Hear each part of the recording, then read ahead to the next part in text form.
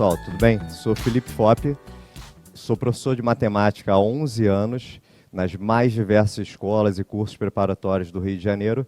E nessa aula de hoje a gente vai trazer alguns assuntos de matemática básica que são extremamente importantes nas provas de concurso que a gente deseja fazer.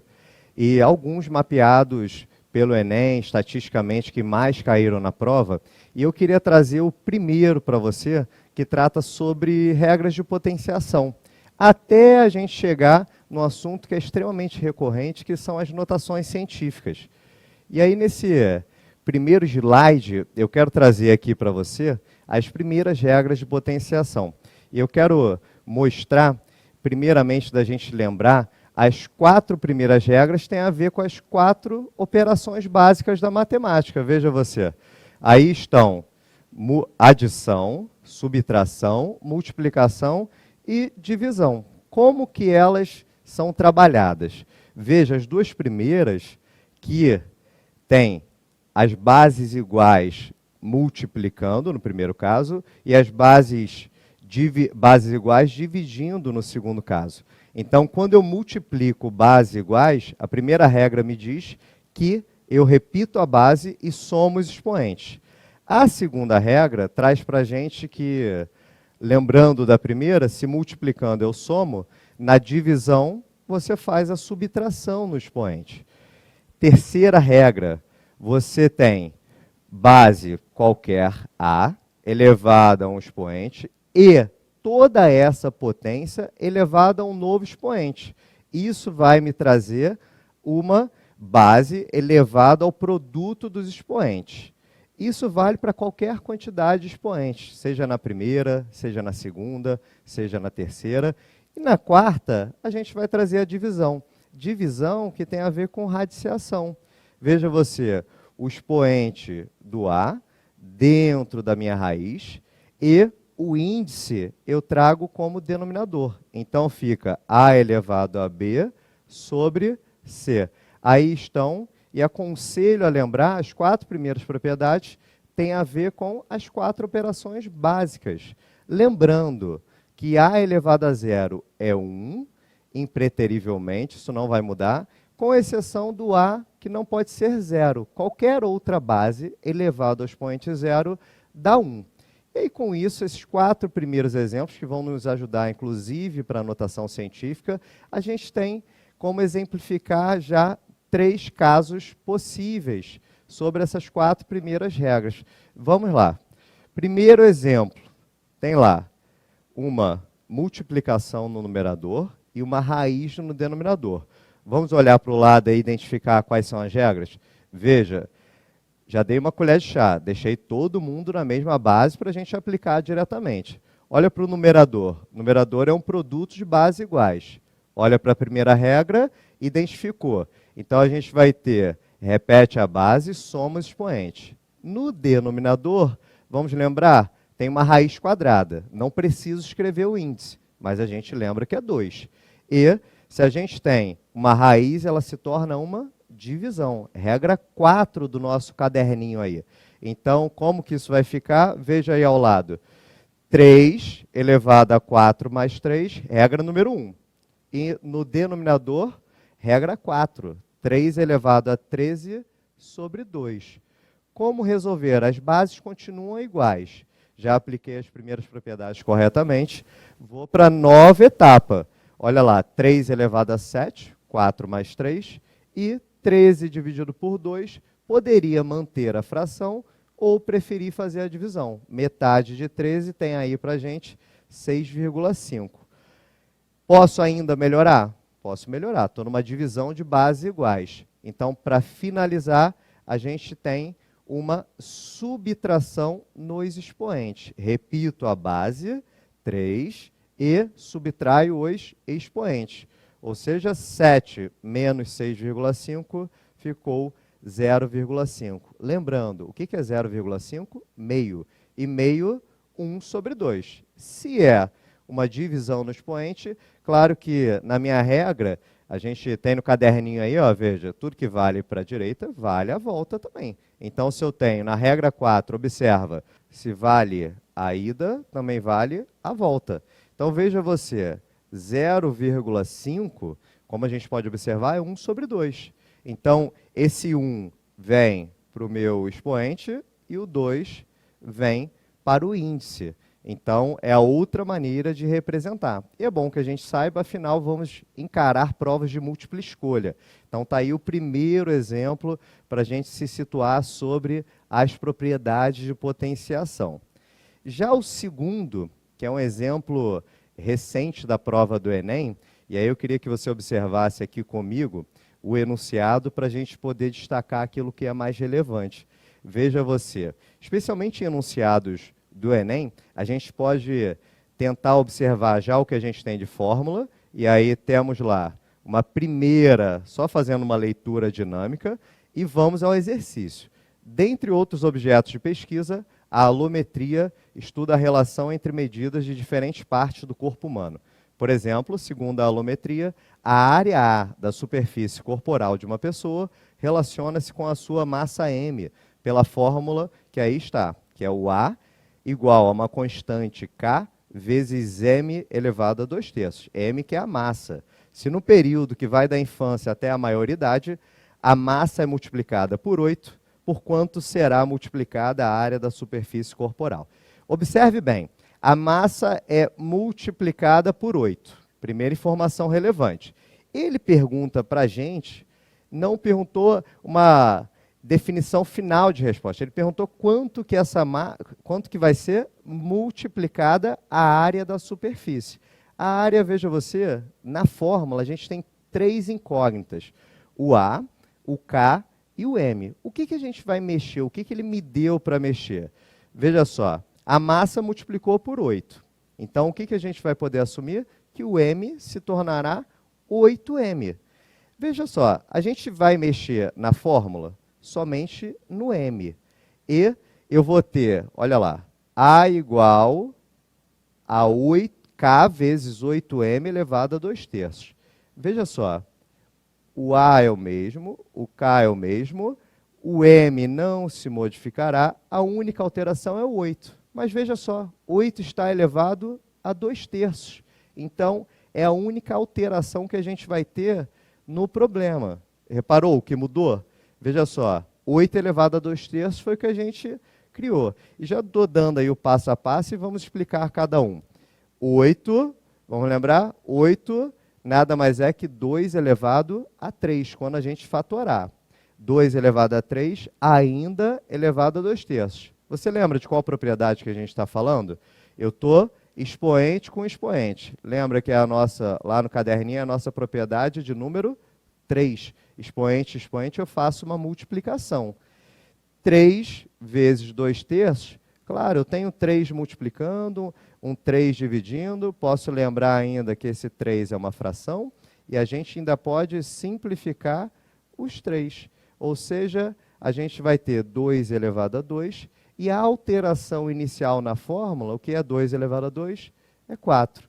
Ou seja, a nossa área desejada, ela é toda igual e ela foi multiplicada por 4, que foi a alteração proposta no enunciado. Então, resposta aí para a gente, letra B. Vamos ao próximo exemplo? Então, aplicando as propriedades, a gente tem aí uma questão do Enem lá de 2012.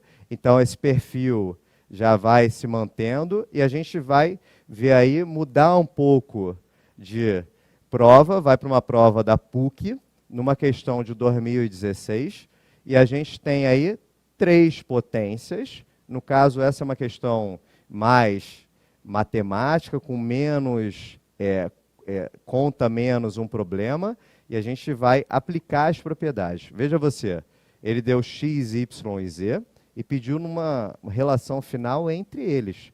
E aí a gente tem que trabalhar individualmente, o x, o y e o z. Veja só, o x está dentro de uma raiz quadrada. O y está dentro de uma raiz cúbica e elevado ao quadrado. E o z está elevado ao cubo. Então, veja só, vamos individualizar. Por quê? Porque a gente precisa trazer o x, o y e o z sem ninguém ali atrapalhando eles. Como que eu faço isso? Qual é a proposta? Vamos olhar.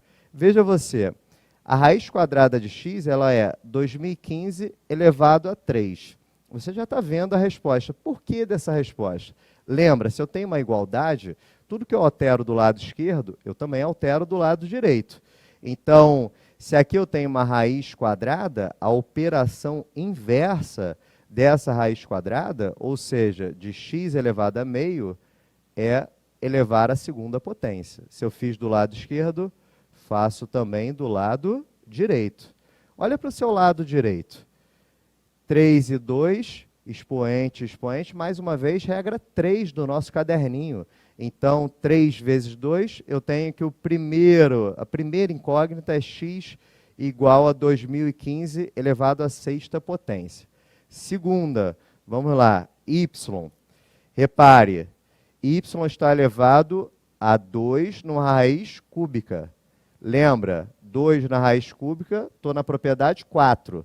Trago para uma, olha aí, observa, para uma divisão. Divisão 2, que está interno, e 3, que é o índice.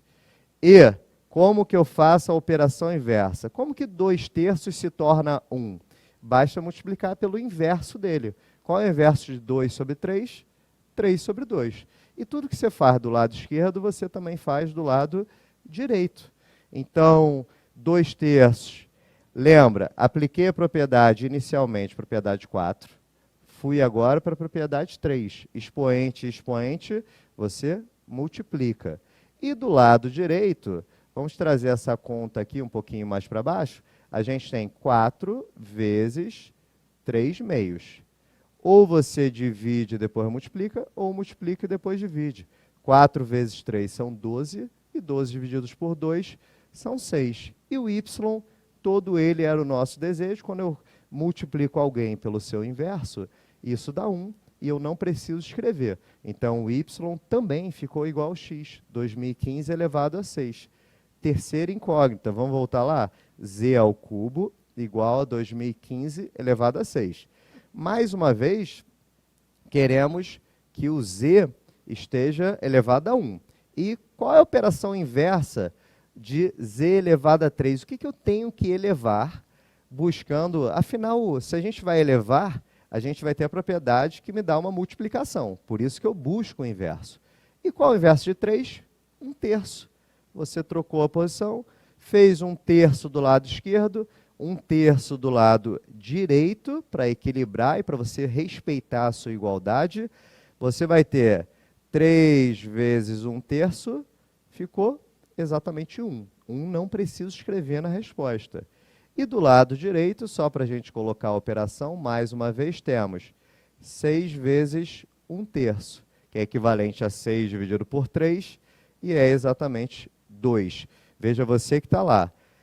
O z se tornou 2015 elevado a 2. Então, agora, temos o x, o y e o z soltos, vamos classificar assim, e vamos para a resposta. O que a questão pede? 1 sobre, veja lá, 1 sobre raiz quadrada x, y e z. Vamos trocar o que a gente achou? 1 sobre, qual a raiz quadrada de x, qual a raiz quadrada de x, y e z? O x é 2015 elevado a 6, o y é 2015 elevado a 6, e o z nada mais é do que 2015 elevado a 2. Olha lá, são multiplicações de bases iguais. O que a gente faz quando multiplica bases iguais?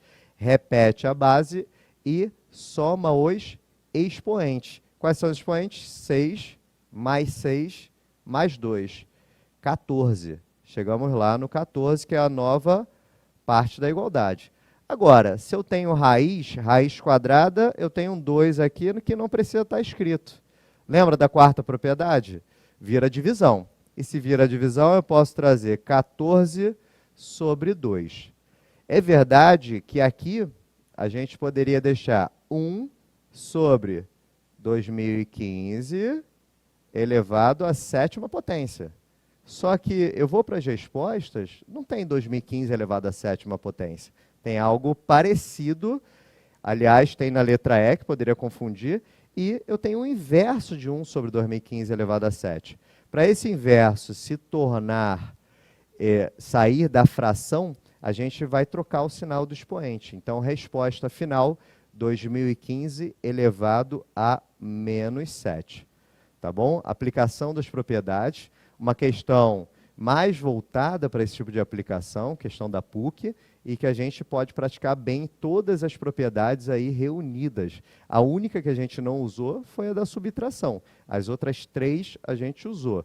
Lembrando das 4 operações básicas de potenciação voltada aos expoentes. Vamos lá. Segundo tópico dessa parte de potenciação, que tem tudo a ver com o nosso tema, é notação científica, que vai ajudar pra caramba nas questões. Veja lá, notação científica, qual é o papel dela? Representar números muito pequenos ou números muito grandes. É muito mais fácil a gente se comunicar através de potências de base 10 do que escrever um monte de zeros. Então, essa é a funcionalidade maior das notações científicas, que vão nos ajudar nas contas. Veja, notação vai ficar como? A gente vai trazer um número que é decimal multiplicado por uma potência de base 10, a respeitar as regras para fazer essa passagem. Vou ter um número provavelmente muito grande e vou fazer essa passagem para o número decimal e a potência de base 10. Veja lá o nosso primeiro exemplo sobre o assunto. Primeiro, 2150000. Não preciso me preocupar em ler esse número. Ah, poderia separar aqui e posso ler que meu número é 2.150.000. Não há essa necessidade. Só há necessidade de lembrar que todo número não precisa estar escrito, mas ele tem uma vírgula. E essa vírgula a gente vai ver para onde caminha. Se ela caminhar para a esquerda, que é o nosso objetivo aí, eu vou gerar um expoente positivo. Se ela caminhar para o lado direito, a gente vai gerar um expoente negativo. E sempre a parte inteira vai estar entre 1 e 9. Então, no meu caso, é o 2 que fica ali em destaque. Então, a gente vai ter 2,15 vezes. Quantas casas a gente andou? São 4 zeros, o 5 e 1. Então, se a gente andou 6 casas, o expoente é 6. Veja o segundo exemplo. 0,0037.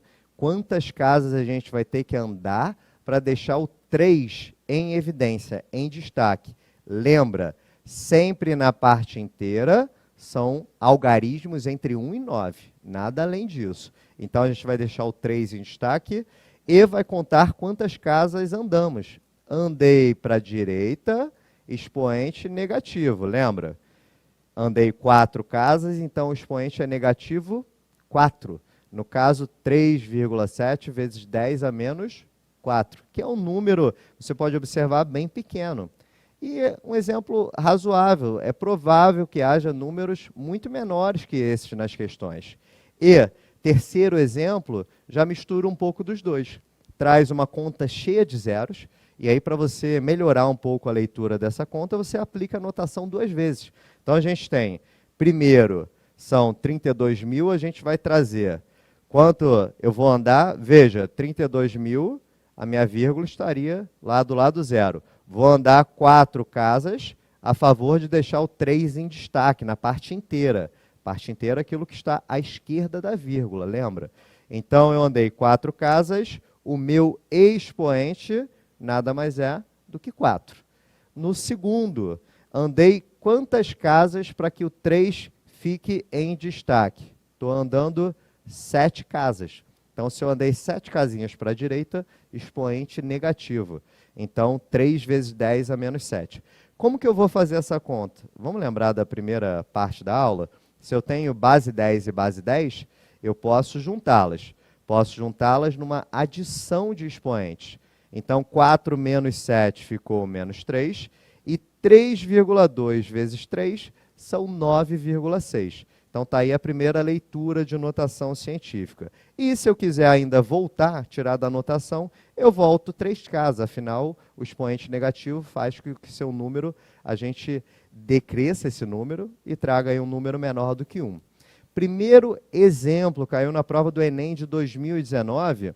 A gente faz uma leitura dinâmica, passa pelas respostas, sempre para entender o objetivo da questão. Olha para as respostas rapidinho. Veja, são potências. É provável que no meio do texto haja uma potência indicativa do que ele está te pedindo.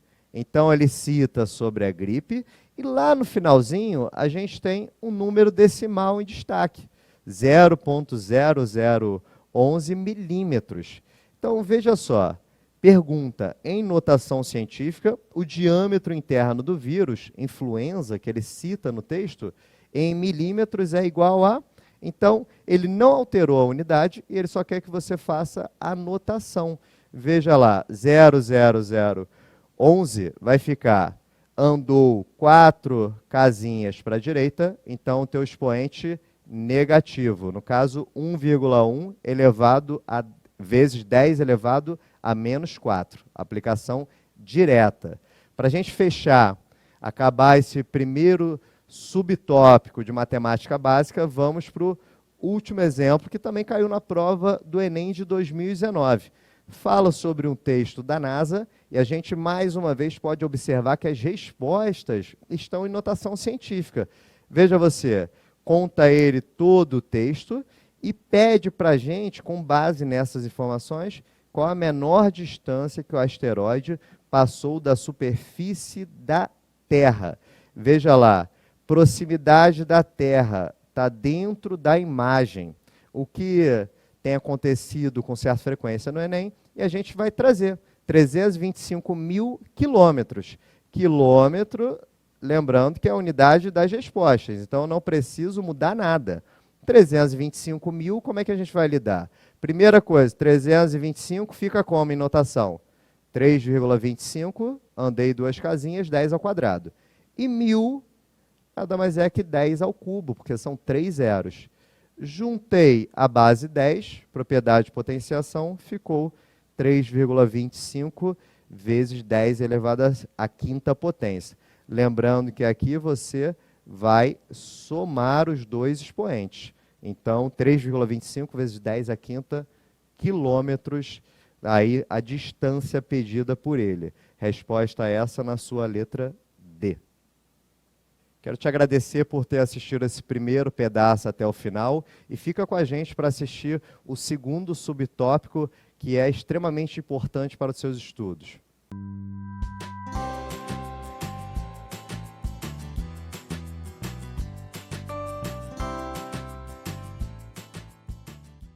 E agora a gente vai passar um pouquinho por regras de divisão, por MMC, por MDC, conectar esses assuntos e mostrar na prática como caiu.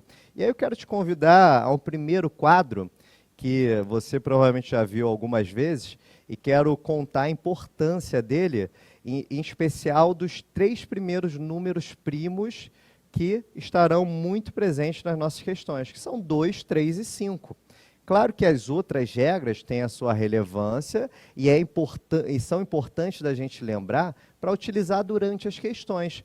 Mas veja você, regra por 2, bem direta, quando o número for par. Terminou em 0, 2, 4, 6 e 8, acabou. Por 3 e 9, as regras são iguais, só muda o final da frase. Você vai somar os algarismos do número e vai verificar se essa soma é múltipla de 3 ou múltiplo de 9. Se for múltiplo de 3, divide por 3. Se for múltiplo de 9, dividiu por 9. A regra do 4, que geralmente fica no rodapé de livro, a gente traz aí para lembrar e para ajudar, para a gente fazer contas mais rápidas também. O tempo é cada vez mais importante nessas provas. Então, por 4, você vai olhar o seguinte, olha para os 2 últimos algarismos do número. Vai formar um outro número, claro. E você vai ver se esse novo número ele é múltiplo de 4. Se ele for múltiplo de 4, ótimo. Então, você pode dividir por 4. Por exemplo, aqui, vamos falar do 264, por exemplo. 264, a gente tem o final 64. É múltiplo de 4, então a gente tem que o 264 também dividiria por 4. Tá certo? Então, é a forma de você verificar. Regra do 5... bem direta, quando terminar em 5 ou 0, nada além disso. Regra do 6. 6 eu posso observar aqui com você que ele nada mais é que 2 vezes 3. 2 vezes 3 quer dizer, se ele divide por 2, se ele divide por 3, quer dizer que ele divide também por 6. Isso a gente até consegue construir outras regrinhas. Todo número que a gente consegue quebrar através de primos, caso de 2 e 3, a gente consegue criar outras regras. Não precisa, é só um comentário para a gente entender como surgem essas regras a partir dos primeiros números primos. E por 11 você vai estruturar seu número e contar os algarismos ordenadamente. Por exemplo, posso contar da direita para a esquerda ou da esquerda para a direita. Você pode escolher essa ordem. Usualmente, a gente parte da direita para a esquerda do número e vai posicionando. A ordem ímpar, a gente vai juntar. O que é a ordem ímpar? Primeiro algarismo, terceiro algarismo, quinto algarismo, se houver. Você vai juntá-los, vai somá-los e vai subtrair da soma das ordens pares. Quer dizer, o segundo, o quarto. Vamos entender isso agora na prática com o primeiro exemplo. Vamos aplicar todas essas regras, inclusive a regra do 11, para a gente trazer melhor essa leitura. Está aí para a gente o número 616. Trago aí para você já todas as testagens para a gente entender. Veja só, a regra do 2, 616 termina em 6, acabou, é par. Por 3 e por 9, quanto é a soma dos algarismos? 6 mais 1 mais 6 são 13. 13 não se encontra nem na tabuada de 3, nem de 9, não é múltiplo de nenhum dos dois, então não divide por nenhum dos dois. Só por curiosidade, se você sair dessa para a regra do 6, já está respondido. Se ele não divide por 3, ele não pode dividir por 6. 4, 5 e 11, vamos testar? 4, 616, termina em 16. 16 é múltiplo de 4, então 616 também. 5 não terminou em 5 nem 0, não é. E por último, a regra do 11. Por que ele divide por 11? Veja só, olha lá para o número. Aqui eu poderia contar dessa maneira, ó. Primeiro, terceiro, aí na ordem, e aqui eu tenho o segundo algarismo. Veja, vou juntar ordem ímpar com ordem ímpar e subtrair da ordem par. Então, 6 mais 6 são 12, 12 menos 1 são 11. E 11, naturalmente, é múltiplo dele mesmo. Então, 616 está na tabuada aí de 11, é múltiplo de 11, tá bom? Vamos aplicar isso na prática agora? Vou trazer aí para você mais uma questão do Enem, lá do ano de 2013. Tá? A gente vai trazer essa regrinha de divisões agora para a gente entender. Veja só, o ciclo de atividade magnética do Sol tem um período de 11 anos. Então, é importante a gente observar de volta a regrinha do 11. O início do primeiro ciclo registrado se deu no começo de 1755 até 1765. E desde então, todos os ciclos de atividade magnética têm sido registrados. E aí ele pergunta, no ano de 2101, o Sol estará no ciclo de atividade magnética de número... Então, uma primeira maneira é a gente entender o tamanho, aí, comprovar o tamanho desse ciclo. Que é importante a gente observar o seguinte, toda vez que eu quero contar alguma coisa em matemática, um espaço, eu vou fazer a subtração do final menos o inicial, ó. Vou colocar aqui abreviado, esse é o final, menos o inicial, e esse inicial que a gente jogou fora, a gente devolve para a conta na forma de 1. Então, eu subtraí, me deu 10, mais 1, são 11 anos para verificar que o ciclo é esse, se ele não tivesse me informado ou se ele precisar de um ciclo maior. Então, vamos lá. Eu quero agora quero comprovar que esse espaço de tempo, quantos ciclos eu tenho, pensando aí no período de 11 em 11 anos. Veja só, eu tenho um período total de 347 anos e vou primeiramente verificar se ele divide por 11. Veja você, ordem ímpar, ordem ímpar. Estou somando e subtraindo o 4, que está na ordem par. Então, lembrando, a ordem é a contagem. Primeiro, o 3 é o terceiro algarismo e o 4 é o segundo algarismo. Fiz a subtração, verifiquei que não divide por 11 porque deu 6 a resposta. Como que a gente pode aplicar isso na prática? Veja só, uma ideia operacional, a gente tem esse 11 aí, ele vai ser 11 vezes 31 E vai sobrar 6 unidades, que vai ter um link com essa partezinha da regra. Então, essa é uma maneira da gente testar se o 347 dividiu por 11, quanto que sobrou, e entender que a gente vai precisar do próximo valor para representar a quantidade de ciclos. Então, a gente tem 31 vezes 11, sobrou um pouquinho, então esse pouquinho a gente precisa trazer para o próximo ciclo. Então, vai ocorrer no ciclo 32. Essa é uma maneira de ler a questão, de ler através dos divisores. Haveria outras possibilidades? Sim, mas aí está a primeira opção de você resolver essa questão, pela regrinha do 11, para a gente verificar. Vamos a uma próxima ideia aí da nossa aula de regras de divisão. Esse momento eu queria trazer uma forma aí da gente pensar e aí trazer curiosidade para ajudar a gente a fazer contas de cabeça. Eu acho que o tempo ele é fundamental nessa parte de resolução de questões voltadas para concurso, e a gente precisa otimizar esse tempo. Trouxe aí para você, posso chamar até de 4 curiosidades. 4 curiosidades que são: primeira e segunda, multiplicar e dividir por 4, terceira e quartas, multiplicar e dividir por 5. Depois que você assistir a essa aula, eu peço que você treine com outros exemplos também. Então, veja só, multiplicar por 4, ele é o cálculo do dobro seguido do dobro. 2 vezes 2, nessa ordem. E vamos trazer isso no exemplo já já. Dividir por 4 nada mais é que o contrário do que a gente acabou de ler. É fazer a metade por 2 vezes seguidas. Terceiro, multiplicar por 5. Olha aí, a gente vai colocar o zero no final do número, ou se não tiver o zero, a gente vai andar com a vírgula e vai calcular a metade desse número. Por último, dividir por 5, a gente tem quase que o inverso do de cima, que é cortar o zero e depois calcular o dobro. Então, vamos à prática disso e mostrar que realmente ele nos ajuda de forma temporal. Vamos lá, eu quero 65 vezes 4. O que me lembra vezes 4? Dobrar e dobrar. Por que dobrar e dobrar? Porque dobro é uma conta razoável para a gente fazer de cabeça. Qual o dobro de 65? São 130. E, posteriormente, o dobro de 130 são 260. Próxima regra, 76 divididos por 4. Divididos por 4, posso fazer a metade por 2 vezes seguidas. Então, a gente tem metade de 76, 38. E a metade de 38 são 19. 2 primeiras curiosidades aí para te ajudar na hora de fazer contas, que elas vão aparecer aí muito e a gente não vai poder usar a calculadora. Então, é bom que esse recurso esteja na cabeça. Terceiro, 28 vezes 5. Como é que a gente faz 28 vezes 5? Olha lá para a regra, ó. 28 vezes 5.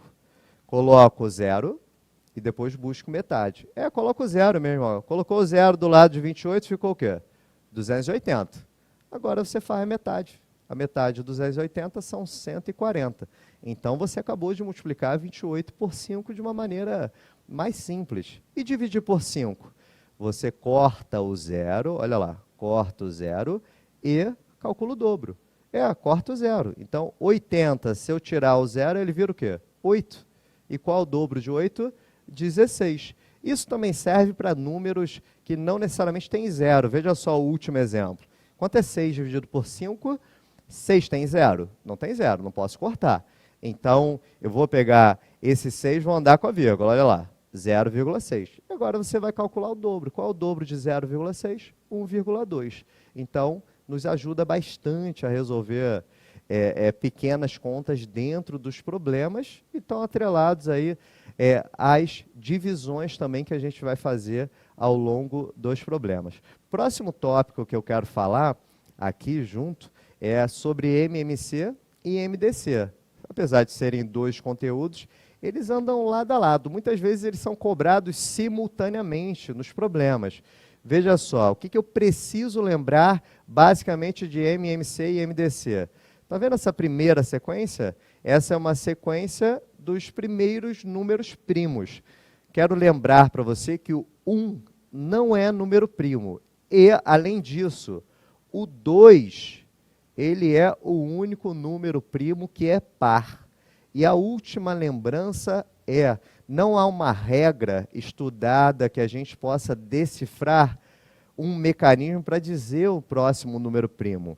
Então é importante que a gente saiba pelo menos esses 10 primeiros números primos na nossa cabeça para a gente estruturar as contas, fatorar com qualidade, e os próximos têm sempre uma dificuldade maior para achar. A gente tem que testar praticamente um por um e testar através dos outros números primos.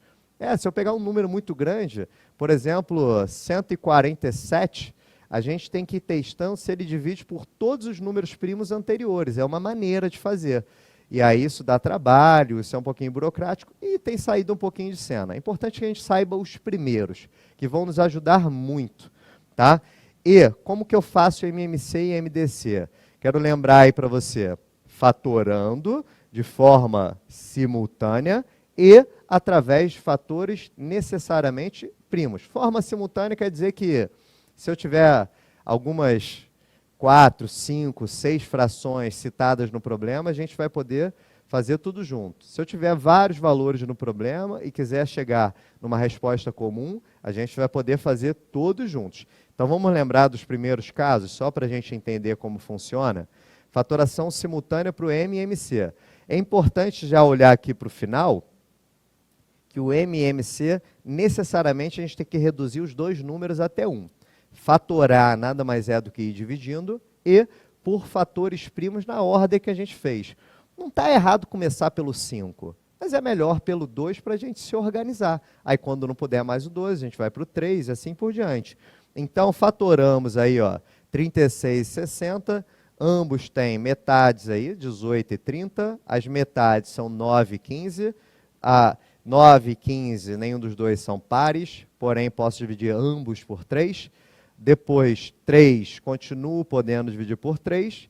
E aí, 1 e 5, finalizo no 5.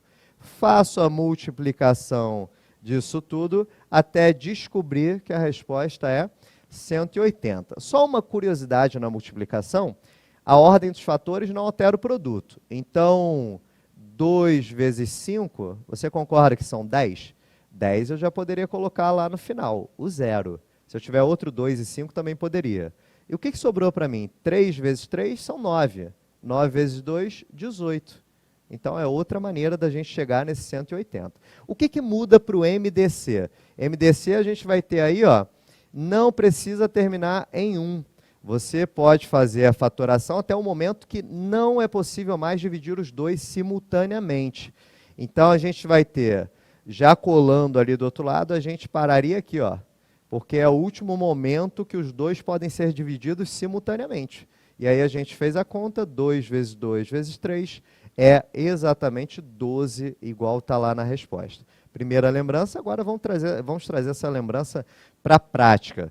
Veja você, o gerente de um cinema fornece anualmente ingressos gratuitos para escolas. Este ano serão distribuídos 400 ingressos numa sessão vespertina e 320 numa sessão noturna de um mesmo filme. Várias escolas podem ser escolhidas para receberem ingressos.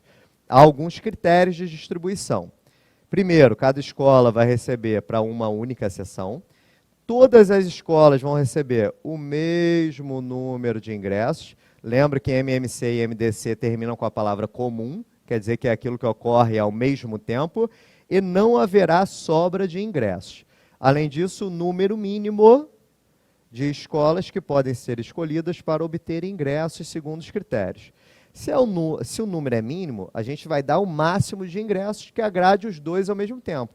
Então, máximo, como a gente está quebrando a quantidade, é uma divisão, e que, ao mesmo tempo, é comum.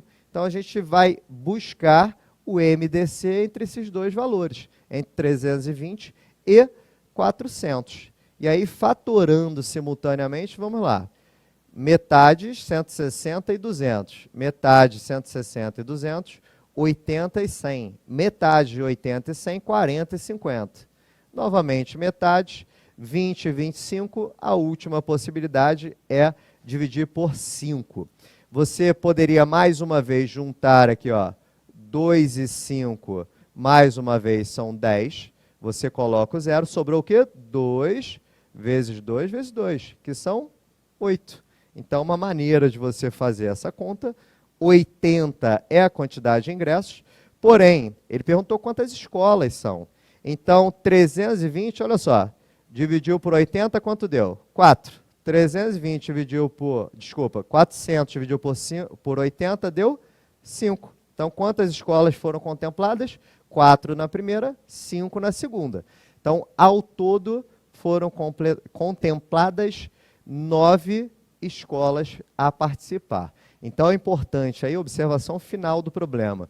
Identifique quando ele está tratando de uma divisão e que indica que essa divisão quer chegar numa resposta máxima entre 2 ou mais valores.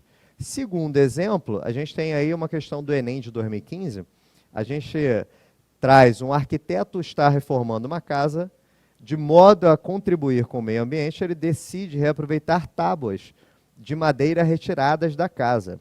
Ele dispõe 40 tábuas de 540 centímetros, 30 de 810 e 10 de 1080. Peço desculpas aí que o 1 ficou separado do 0,80.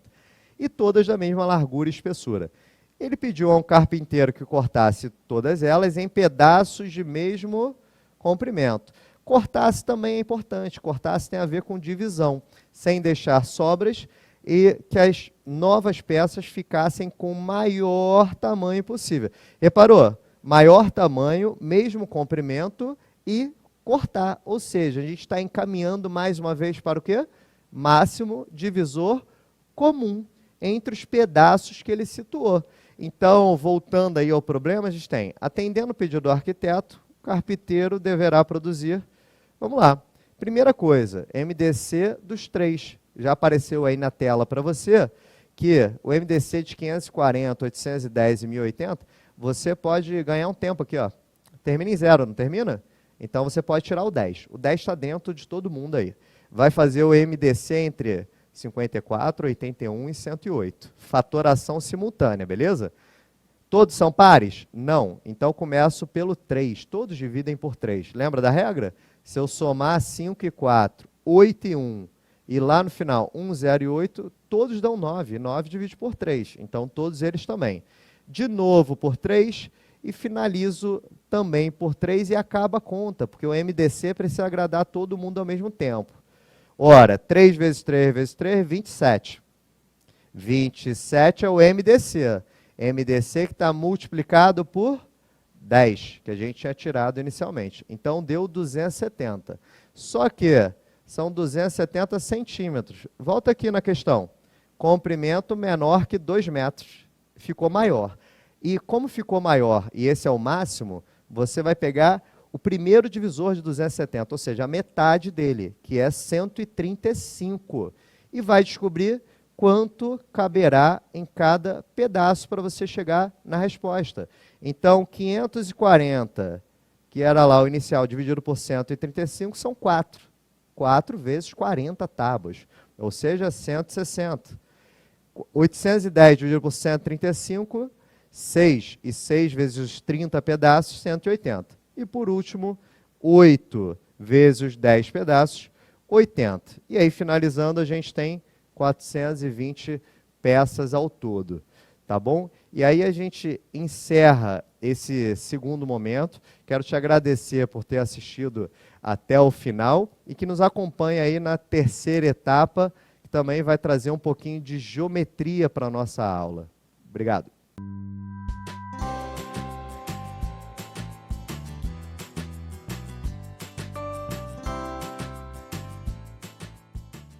Seja bem-vindo à terceira etapa.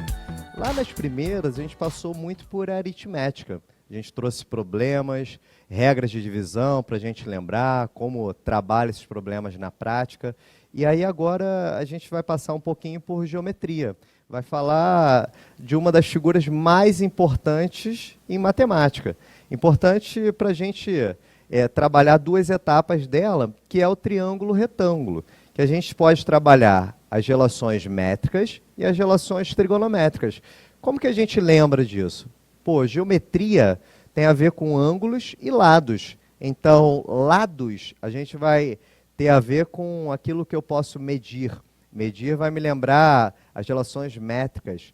e ângulos vão me lembrar a trigonometria. Então, por isso, as relações trigonométricas. E agora, vamos acompanhar as partes mais importantes que a gente tem aí, ó. Relações métricas no triângulo retângulo. Veja só, ao lado de cada uma, eu escrevi o que ela representa. Eu quero lembrar de alguns detalhes aqui. Todas essas relações, com exceção da primeira, a primeira ela é uma conclusão, mas as 5 seguintes, elas vêm através de semelhança de triângulos. Não vamos abordar nessa aula de hoje, mas saiba que tem uma origem. Então, a partir das semelhanças formadas dentro dos 3 triângulos que a gente pode obter, porque veja você, tem o triângulo grande ABC, a gente tem o pequeno aqui do lado esquerdo e o pequeno do lado direito. Todos eles, quando a gente ajusta, são semelhantes. E aí a gente chega nas relações. Mas vamos focar como usar essas relações. Veja você que a leitura é importante para a gente lembrar como se aplica. E só para a gente situar. Lembrando, o A, hipotenusa, B e C são catetos, o M e o N serão as projeções ortogonais. Lembra, o C ortogonal, porque a gente tem uma altura aqui, ela faz aqui o 90 graus, e o C projeta ortogonalmente sobre a hipotenusa. Então, forma a projeção M, equivalente para o B, que forma a projeção N. Se você achar interessante lembrar que B e N vão estar próximos aí de boca, próximo do nariz, pode ser uma maneira de você lembrar. E também outra maneira é lembrar que são 6 propriedades, 6 coisas que eu tenho que saber. Lembra da quantidade e aí você vai escrevendo para poder utilizar todas elas. A mais famosa é a relação dada pelo Teorema de Pitágoras, que é o quadrado da hipotenusa é igual à soma dos quadrados dos catetos. E as demais a gente tem o quadrado de um cateto é o produto da projeção hipotenusa. No caso, cateto e projeção, a gente tem boca e nariz, lembra? Então, o quadrado do cateto seria o B ao quadrado, igual projeção vezes hipotenusa. Tudo que valeu do lado direito, vai valer também do lado esquerdo. É só trocar as personagens do seu problema. Então, C ao quadrado igual a M vezes A. Lembrando que é mais importante que os nomes estejam vivos na sua cabeça, para você saber aplicar. Porque não necessariamente no problema a gente vai ter essas letras para nos guiar. E as últimas aí que usam a altura, a gente tem a hipotenusa vezes a altura é igual ao produto dos catetos. E por último, o quadrado da altura é igual ao produto das projeções. Essa aqui a gente poderia falar através de áreas, também é legal, situar. Porque a área pode ser base vezes altura sobre 2, em ambos os casos, e você cancela esse 2 e me dá aquela relação. Mas vamos às aplicações possíveis. Uma curiosidade também do Teorema de Pitágoras são as áreas. A soma da área formada pelo cateto A, nesse caso, mais o cateto B, área mais área, ou seja, quadrado de A mais o quadrado de B é igual ao quadrado da hipotenusa C, que dada pelo lado C, que é representado pela área do quadrado, aí C ao quadrado. Então, essa é uma maneira das inúmeras demonstrações do Teorema de Pitágoras que a gente poderia abordar, só para você lembrar que elas existem e que elas são úteis, mas vamos aos exemplos, vamos à prática do Teorema de Pitágoras. Assunto extremamente recorrente e importante para as provas de matemática. Veja aí uma questão muitíssimo recente, prova do Enem de 2019. A gente tem uma... Antes de ler a questão, a gente tem uma coisa clássica aí, que é a dobradura de papel. Mais uma vez, por que clássica? Porque ela caiu de forma recorrente em vários vestibulares ao longo desses últimos anos, inúmeras vezes. Então, mais uma vez, ela está presente. Por quê? Porque a folha de papel é um retângulo. E quando você dobra essa folha de papel, você gera um triângulo. Gera um triângulo retângulo. Então, é super possível da gente contextualizar. E, mais uma vez, foi feito isso. Queria que você observasse o 18 e o 12. que são comprimento e largura da nossa folha de papel.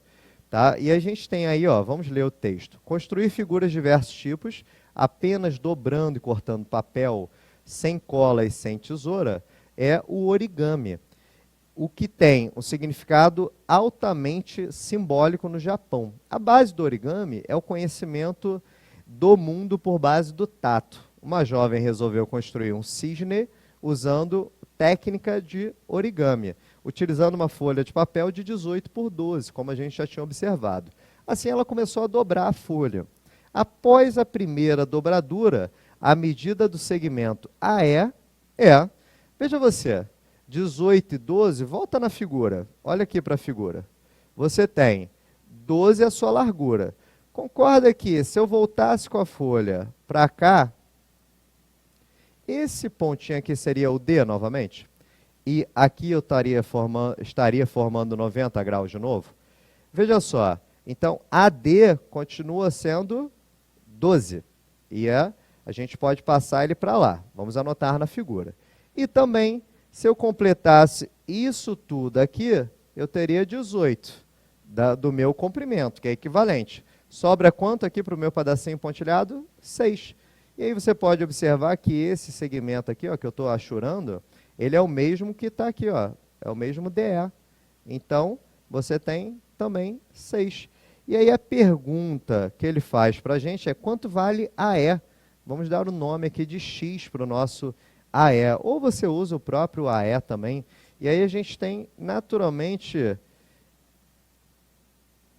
um triângulo retângulo e catetos 12, 6, hipotenusa X. Vamos só um comentário rapidinho. Os dois triângulos retângulos mais famosos são 3, 4 e 5, 12 e 13. Se eu tiver catetos 3 e 4, hipotenusa 5. Catetos 5 e 12, hipotenusa 13. Vai servir nesse caso? Não. Mas é importante que você lembre sempre de testar. Por exemplo, quando eu vejo 6, eu já poderia perguntar se tem a ver com 3. Por que não tem a ver? Porque o outro não é 8, que é o dobro de 3. Então, a gente tem que ter sempre com esses dois vivos na cabeça para testar e poupar tempo. Então, a gente tem, voltando para as contas, o quadrado da hipotenusa é igual à soma dos quadrados dos catetos. E aí, 12 ao quadrado são 144 e 6 ao quadrado, 36. Tirou aí, passou o quadrado para o outro lado, virou raiz quadrada. Então, eu quero a raiz quadrada de 180. Como que você pode fazer essa raiz? Ou você quebra a conta mentalmente, ou você faz a fatoração do 180. Vou ilustrar aqui, bem direto, faça a fatoração até que ele se torne 1. Então, foi dividindo pelos números primos e até a gente obter, foi de lá 5 por 5, 1. E quem sai da raiz, a gente pode juntar aqui 2 e 2. Então, saiu da raiz o 2 e o 3. 2 vezes 3 são 6 e ficou dentro da raiz o 5. Aí, nossa resposta final. E aí a gente pode marcar lá 6 raiz de 5 centímetros. É sempre bom comentar para você olhar as unidades e entender que nada mudou. Porque durante vários problemas de geometria, isso vai ser extremamente comum, trocar unidades. Tá bom? Esse é o primeiro exemplo. No segundo exemplo, que a gente tem aí, uma questão também que tem a sua recorrência, que é uma questão de escada, a gente mostra aí na figura 5 degraus projetados aí da escada, o desenho da escada, e ele pergunta qual é o comprimento do corrimão. O que isso tem a ver com triângulo retângulo? Olha, estou falando de escada extremamente retangular o meu desenho, no sentido do ângulo reto estar presente, ok? E, se eu observar aqui, eu já posso notar um triângulo retângulo. Esse triângulo retângulo, que já saltou aqui para a gente, 90 que eu trouxe para cá. E como que eu vou contar esse pedacinho aqui de baixo? Pedacinho, como é que esse cateto vai ser contado? Basta você juntar todos os degraus. Ou seja, você vai multiplicar 24, quantos são os degraus? 5. Então, você vai multiplicar 24 por 5, que é 120. Ah, mas eu queria lembrar, a gente teve uma aula para treinar técnicas de cabeça. Como que eu faço 24 vezes 5? De forma direta. Vamos lembrar?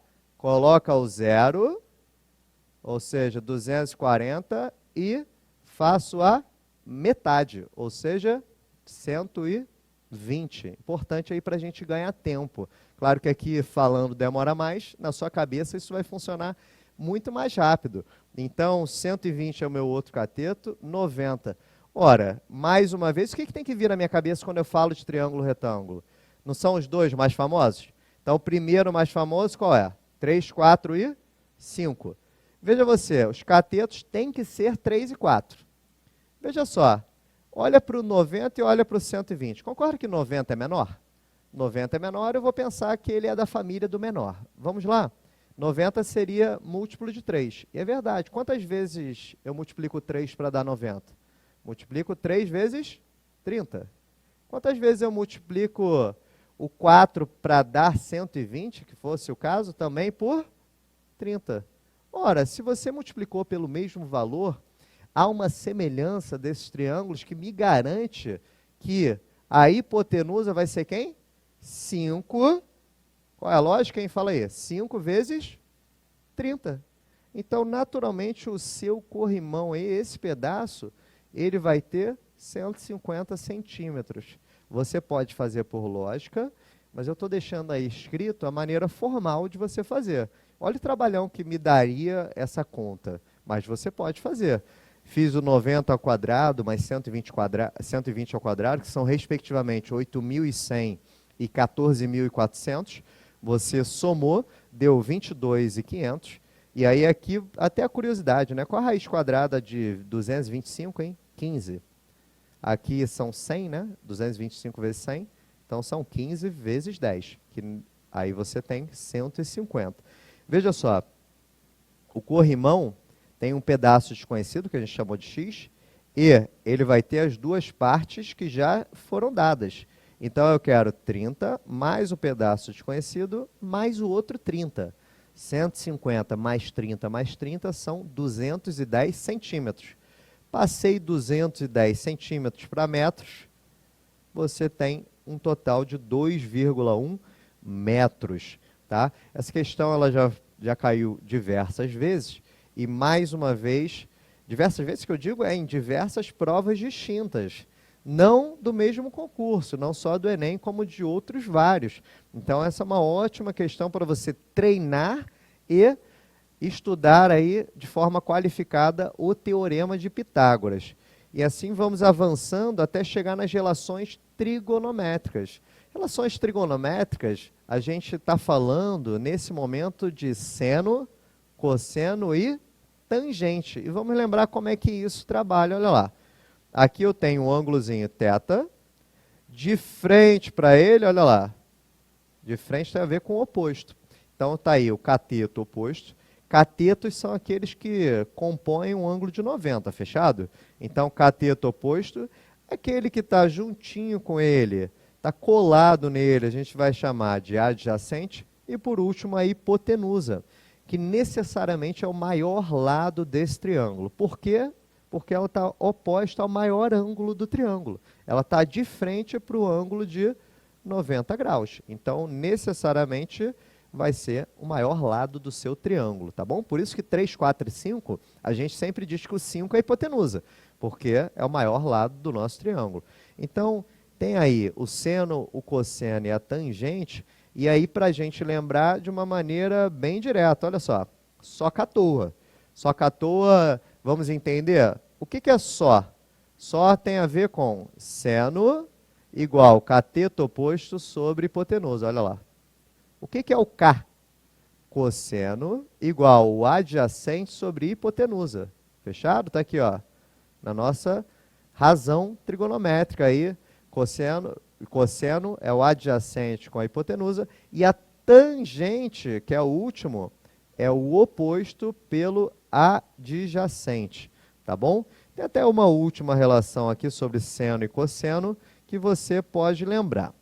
Trouxe a tabelinha de ângulos notáveis de forma bem abrangente, incluindo 0 graus, incluindo 90 graus, incluindo esses ângulos em radianos, mas eu quero especialmente olhar para esse pedaço aqui da tabela, que vai vir no próximo slide, a forma da gente lembrar dessa tabela, tá bom? Que é o objetivo das questões que a gente vai fazer já aí como exemplos.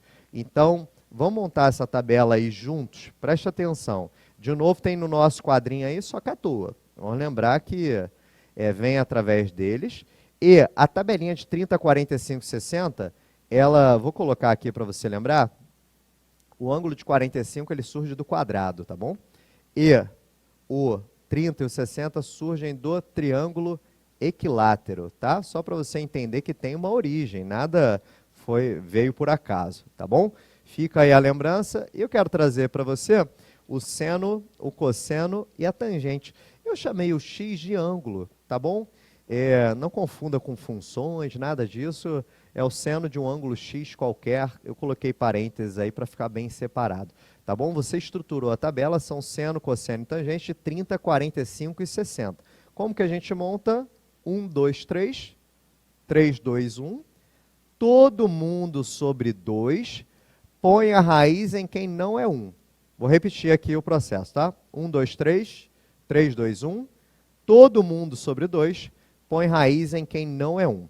Feito isso, você vai para a tangente, que é diferente, é 3, 1 e 3.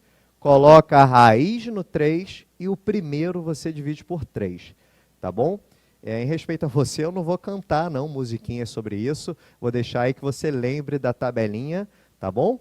E que vai muito nos ajudar ao longo das questões, tá? É muito importante essa tabela. Você vai lembrar de Pitágoras como tio Pit, para abreviar, e vai lembrar da tabelinha de 30, 45 e 60, além do SOHCAHTOA. São os 3 pilares para triângulos retângulos.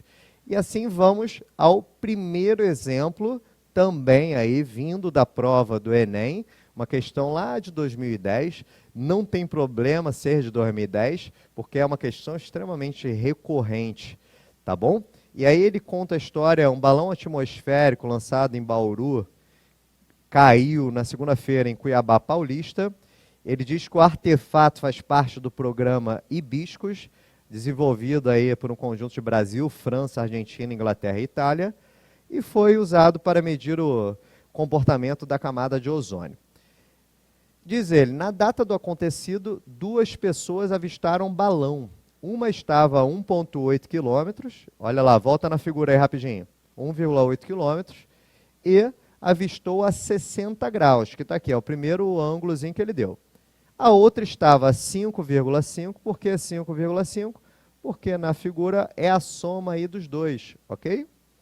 Sobrou 3,7, sob um ângulo aí de 30 graus. Pergunta a ele, qual é a altura que se encontrava o balão? A altura, vamos concordar que está aqui. Você pode chamar de X, pode chamar de H, pode dar o nome que quiser, até chegar no objetivo aí do nosso balão, da altura do balão. Veja você, olha para esse triângulo aqui, em que se encontra a altura. Esse é um triângulo retângulo, em que já tem um ângulo notável para você de 60 graus. O que você tem dele? Olha lá. Concorda que o X está oposto aos 60 graus? Concorda que o 1,8 está colado nele?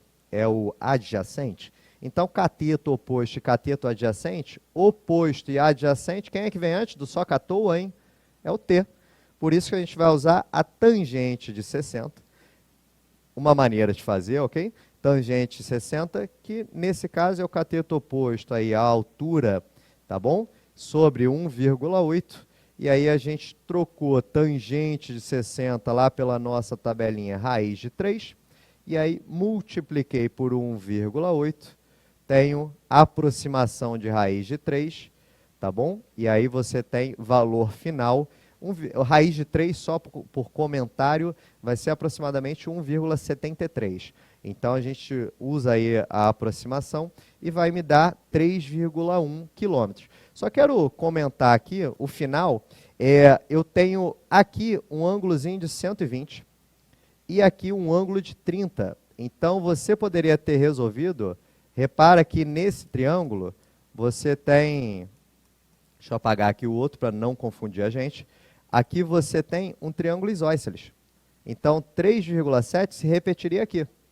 Então, outra maneira de fazer o problema é por teorema de Pitágoras, que está no segundo e último exemplo dessa aula para a gente terminar. Veja só, rápido aí para a gente concluir, alfa vale 30 graus. Beleza? 2α naturalmente valem o dobro de 30, ou seja, 60. AB, 2.000 metros. E, por último, ele pergunta a menor distância que a trajetória do barco vai ter em relação ao farol, que é esse pontinho P aqui, ó. E quero fazer para você, menor distância tem a ver com, distância em linha reta tem a ver com 90 graus. Então, 60, de novo 120, e por último aqui, 30 graus. De novo é um triângulo isósceles. 2.000 a gente transporta e vou calcular o que ele me perguntou mais uma vez. 60 graus, e aí você vai ter, para fechar, tem o cateto oposto, x, e a hipotenusa, 2.000. Vamos desenhar aqui para você entender. Tenho x e 2.000, além dos 60 graus. E a conclusão é, cateto oposto e hipotenusa me lembra o seno. E aí, seno de 60 é igual a x sobre 2.000. E aí a gente troca valores, seno de 60, raiz de 3 sobre 2, igual a x sobre 2.000. Para concluir, x valerá 1.000 raiz de 3. Resposta essa aí na sua letra B. Quero te agradecer ter acompanhado essa aula até o final. Espero ter ajudado nesses assuntos e que possa te estimular com as curiosidades, com as regras que você pode relembrar. Tá bom? Muito obrigado por ter ficado até o final. Um abraço.